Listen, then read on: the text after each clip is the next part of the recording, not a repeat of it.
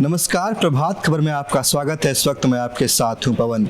पश्चिम बंगाल विधानसभा चुनाव के चौथे चरण का मतदान आज संपन्न हो गया। 5 जिलों के 44 विधानसभा सीटों के लिए आज मतदान हुए। कुल सुरक्षा बलों की 793 कंपनियां आज तैनात की गई थी। इसके बावजूद सुबह से ही हिंसक घटनाओं की खबर आई। सबसे पहले बात करेंगे कूच बिहार की, जहां से आज चुनावी हिंसा में 5 लोगों की मौत हो गई। यहां पर पहली घटना पठानकुली बूथ की है। यहां पर आनंद वर्मन नाम के एक 18 वर्षीय युवक की मौत हो गई। वह पहली बार वोट देने गया था, वह फर्स्ट टाइम वोटर था, बिल्कुल युवा था। आज उसकी मौत हो गई। बताया जा रहा है कि वह बीजेपी समर्थक था। जब वोट देने पहुंचा तो वहां पर उसे गोली मारी गई और गोली मारने का आरोप टीएमसी कार्यकर्ताओं पर लगाया गया है। इसके बाद बात करते हैं शीतलकुची की। शीतलकुची के बूथ नंबर 126 पर आज सुरक्षा बलों की फायरिंग में 4 लोगों की मौत हो गई, एक अन्य इसमें घायल है। इस घटना के बाद से लगातार सियासी बयानबाजी बंगाल में तेज हो गई है। बनगांव से आज ममता बनर्जी ने इस मुद्दे को लेकर गृहमंत्री अमित शाह का इस्तीफा मांगा, तो वही पीएम मोदी ने कहा कि बंगाल में अब हिंसक राजनीति का खात्मा हो जाएगा। 2 मई के बाद बंगाल से हिंसा की सियासत, हिंसा की राजनीति खत्म हो जाएगी। इस मामले पर ममता बनर्जी और पीएम मोदी ने क्या कहा, पहले आप इसे सुनिए। आज के वोटर लाइने 5 जन के 4 जन के गुली করে মেরে দিয়েছে দিল্লির পুলিশ। দিল্লির পুলিশ 4 জনকে গুলি করে মেরে দিয়েছে,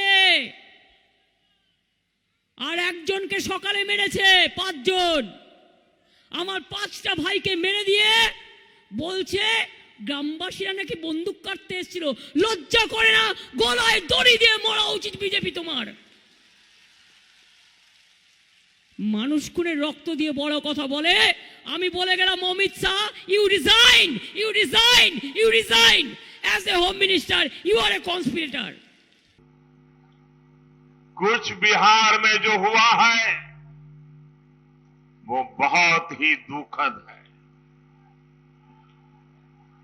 जिन लोगों की मृत्यु हुई है,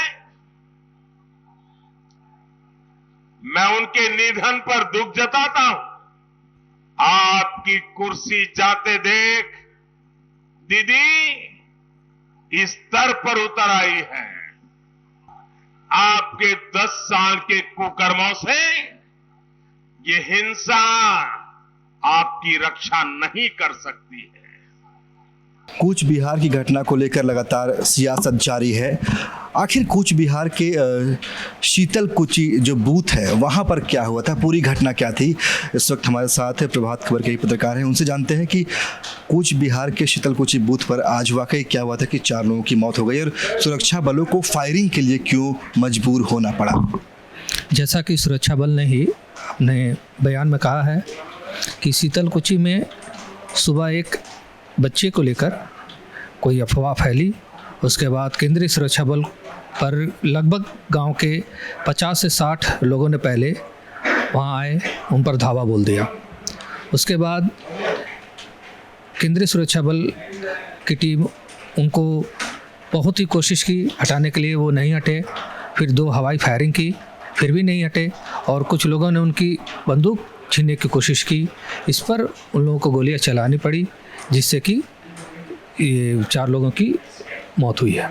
कोई घायल भी है? हाँ, इसमें कुछ घायल भी हैं, 6 लोग, जिनका भी अस्पताल में इलाज जारी है। जी हाँ, तो हथियार छीनने का प्रयास किया गया सुरक्षा बलों से और इस बीच बचाव में सुरक्षा बलों ने पहले हवाई फायरिंग की। इसके बाद जब भीड़ नहीं मानी तो उन्होंने मजबूरन फायरिंग करना पड़ा और इस फायरिंग में 4 लोग की मौत हो गई है और 2 लोग घायल बताए जा रहे हैं।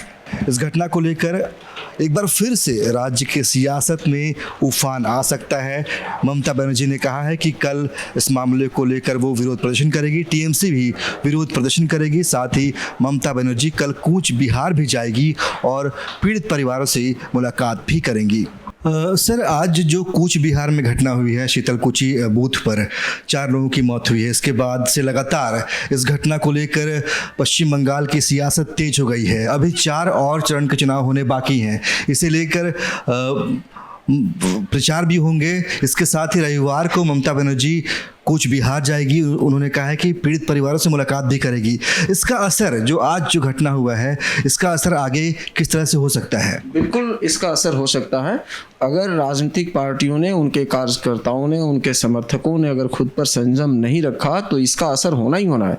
पश्चिम बंगाल में तो चुनाव हमेशा ही हिंसा से भरे पड़े रहे और यहाँ चुनाव का इतिहास जो है हिंसा के बिना नहीं है। पिछले करीब 6 दशकों में लगातार देखा गया है कि हर तरह के चुनाव में, पहले आमतौर पर सुना जाता है कि पंचायत वगैरह के चुनाव में हिंसा ज़्यादा होने के बाद विधानसभा के चुनाव होते हैं तो थोड़ा सा, यहाँ तो लोकसभा के चुनाव में भी हिंसा होता रहा।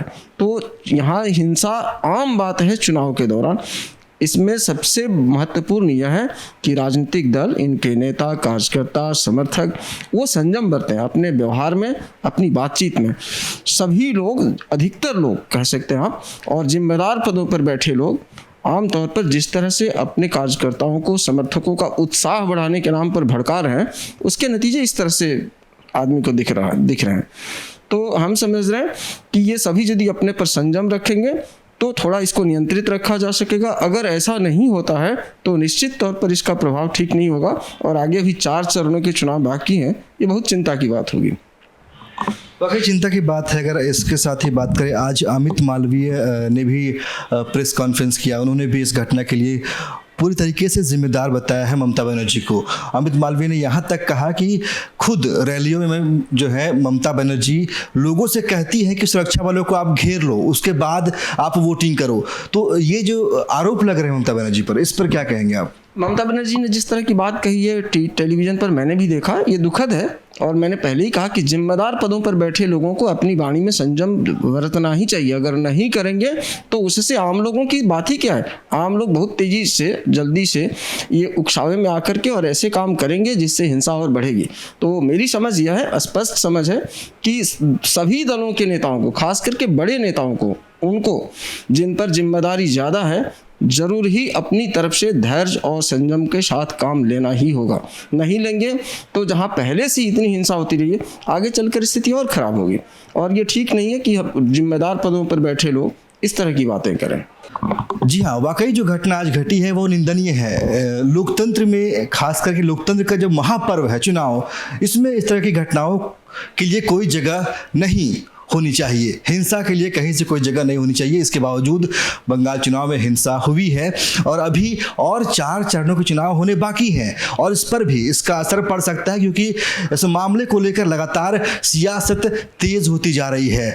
ममता बनर्जी हो, पीएम मोदी हो, इस पर लगातार बयानबाजी चल रही है। चलते चलते आपको बता दें कि club house social media platform है, इसका एक चैट वायरल हुआ है। इसमें टीएमसी के रणनीतिकार प्रशांत किशोर यह कह रहे हैं कि बंगाल में बीजेपी को बड़ी बढ़त मिलती दिखाई दे रही है। उन्होंने यह भी इस चैट के माध्यम से कहा है, जो बातें सामने आई हैं। उन्होंने कहा है कि बंगाल में जो उनका आंतरिक सर्वे है उसके मुताबिक ये बात वो कह रहे हैं कि बंगाल में बीजेपी को बढ़त मिली है। इसके अलावा यह कहा है कि बीजेपी का जो बूथ लेवल मैनेजमेंट है वो बहुत ज़बरदस्त है और यही वजह है कि बीजेपी एक बेहतरीन तरीके से इस चुनाव में उभर कर सामने आई है, एक बेहतर रणनीति लेकर सामने आई है। सर, प्रशांत किशोर का जो क्लब हाउस एक सोशल प्लेटफॉर्म है जिसमें एक चैट वायरल हुआ है, जिसमें वो कह रहे हैं कि बीजेपी को बंगाल में बढ़त मिलती दिखाई दे रही है, इस पर क्या कहेंगे आप?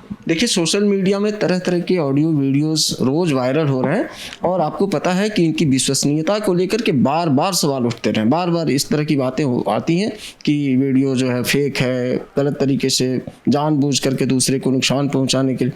लेकिन आज जिस तरह की चीज़ें चली हैं, आप जो बता रहे हैं, प्रशांत किशोर ने जो कुछ कहा है, प्रशांत किशोर इस बारे में ज़्यादा स्पष्टता से अपनी बात रख सकते हैं और संभवतः उन्होंने अपनी बात रखी भी है किसी ट्वीट के जरिए। लेकिन अब यह ज़रूर है कि इससे अगर नुकसान होता दिखेगा तो तृणमूल का संकट बढ़ेगा और वो इसे मैनेज करने के लिए इस वीडियो को गलत बताएंगे, फेक बताएंगे। हमें पता नहीं कि इसकी सत्यता क्या है। वीडियो को पता नहीं, शायद आपने भी नहीं देखा होगा, मैंने भी उसकी जांच नहीं की है। लेकिन अगर ऐसा है तो इससे यह बात ज़रूर है कि इससे तृणमूल कांग्रेस दबाव में रहेगी और तृणमूल कांग्रेस की बेचैनी इससे बढ़ेगी। दूसरी तरफ मुझे लगता है कि बीजेपी को और तृणमूल कांग्रेस को, इन सभी लोगों को भरसक कोशिश करनी चाहिए कि चुनाव के दौरान ऐसी चीज़ें जिनका सत्य से कुछ लेना देना न हो, उसका इस्तेमाल भरसक कम से कम करें, नहीं करें। अन्यथा इससे सोशल इक्वेशन भी डिस्टर्ब होगा, चुनाव का जो माहौल है उसको असर पड़ेगा। कई बार क्या होता है कि परिणाम भी इससे प्रभावित होते हैं। अब देखने की बात है कि आगे चल कर के क्या होता है और कैसे होता है, लेकिन इन चीज़ों में सबको संयम बरतना चाहिए, सबको अपनी तरफ से हमेशा ही धैर्य के साथ काम लेना चाहिए, ना कि किसी के कहने से किसी भी चीज़ में बहकावे में आकर के हम कुछ भी सही मान लें, गलत मान लें, यह भी ठीक नहीं। जी हाँ, जो भी चैट्स वायरल होते हैं उनमें संयम से काम लेना चाहिए। हालांकि जो सत्यता है कि आखिर सच्चाई क्या है और इसका नतीजा क्या होगा, नतीजे तो 2 मई के बाद ही सामने आएंगे, तब तक आपको थोड़ा इंतज़ार करना पड़ेगा। नमस्कार। प्रभातखबर.com, विश्वास वही, रफ्तार नहीं।